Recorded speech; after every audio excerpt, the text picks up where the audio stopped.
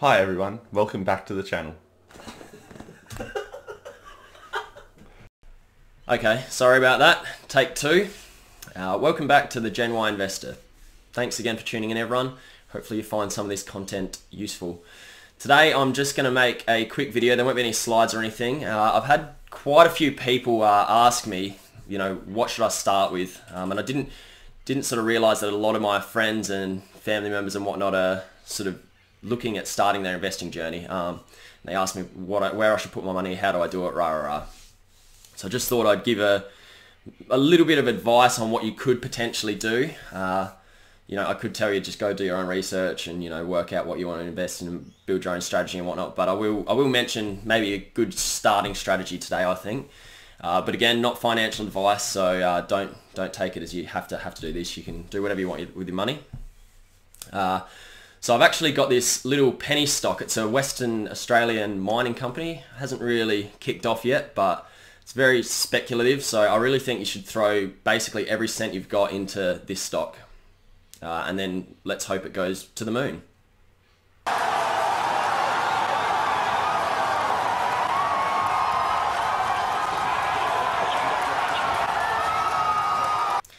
No, that's a joke. Please do not do that. That's the complete opposite of what I would ever suggest. So I think the best thing that you could possibly do is put it into maybe something like the S&P 500 or the ASX 200. Americans is S&P 500. That's the top 500 stocks in America. ASX 200. That's the top 200 stocks in Australia. Don't quote me, but I think the ASX has slightly outperformed the American stock market, the average for over the past 20 years or so. We certainly haven't been in as many recessions and things like that, so there's probably not going to be as much volatility. You'd like to think anyway, but who knows what's around the corner. As you just see this little list here, this has sort of been the yearly returns of the ASX 200 for the past 9 years, giving you an average return of about 8.9% per year. So if you can chuck a little bit of money into that, you'll see very nice growth over a 10-year period.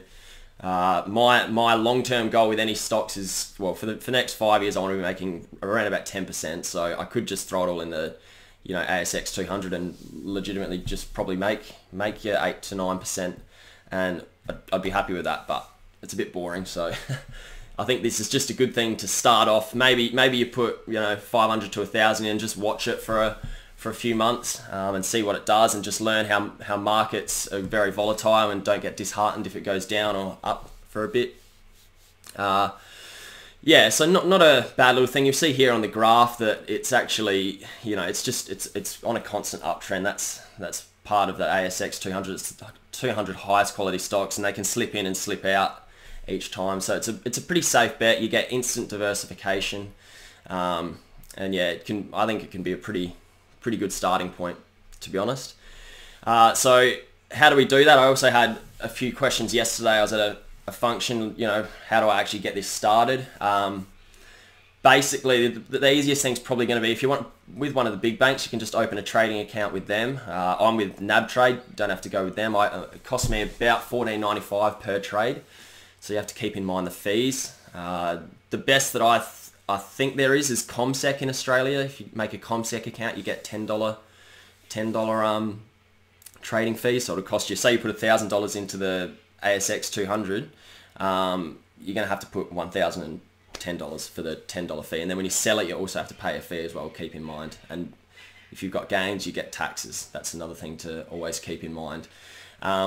But yeah, I think maybe that's a good little starting point for people that are just looking to get into it. Sorry for the experienced investors and traders watching this. It's probably going to be pretty obvious stuff, but yeah, I just thought I'd provide this video to give people a little bit of an idea about what they can get started in potentially.